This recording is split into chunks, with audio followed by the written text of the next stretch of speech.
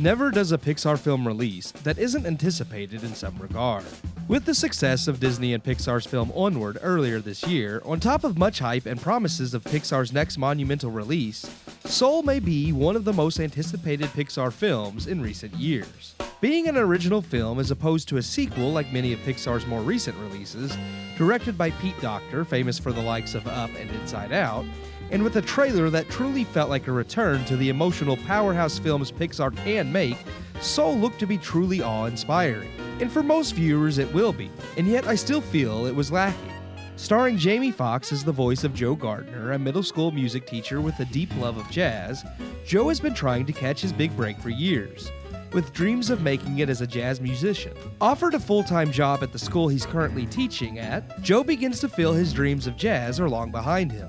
But when he gets the opportunity to audition for a place in the band of famous jazz musician Dorothea Williams, Joe knocks it out of the park, securing what he hopes to be a prominent future in jazz. That same day, excited about his audition, Joe falls down a manhole and instantly discovers he is now nothing more than a soul, riding an escalator to the great beyond.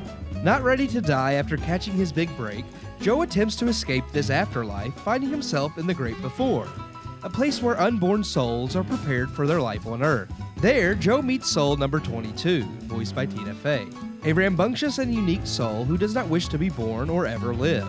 When Joe discovers he cannot return to Earth without a past, something unborn souls earn upon finding their spark, which Joe believes to be a soul's purpose, Joe concocts a plan to help 22 find her spark so that she can give her past to him, so that he can return home and she can remain an unborn soul. Along the way, this plan lands 22 in Joe's body and him in a random therapy cat. Hijinks ensue, and they both learn powerful lessons about life and what makes life worth living. Soul has been praised as Pixar's most existential film, and in many ways it does try to be.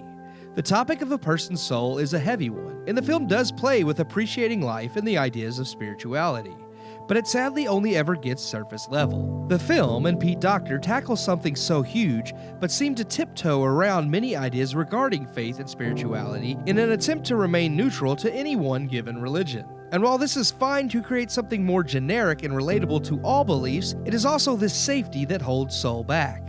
While the film's animation is incredible, at this point for Pixar to produce anything less would be incredibly unimaginable. The story just doesn't hit with the emotional resonance in the same way as Inside Out or Finding Nemo does. I appreciate many of the things the film has to say about appreciating life, but ultimately when it comes to the issue of one's soul and the purpose of it, the film misses the mark.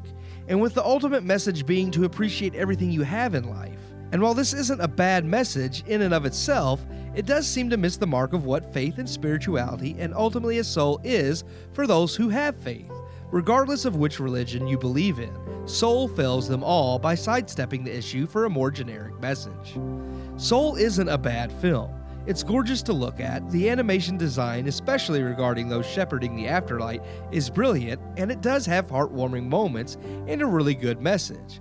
It's just that its message doesn't fit with the story it claims to be, or more or less contradicts the idea of what a soul is by making it purposeless, and while this isn't the intended outcome, it is a result of introducing deep ideas into a children's film, but being too shy to fully commit to exploring those ideas. Ultimately, Soul is charming and funny and will make most audiences happy.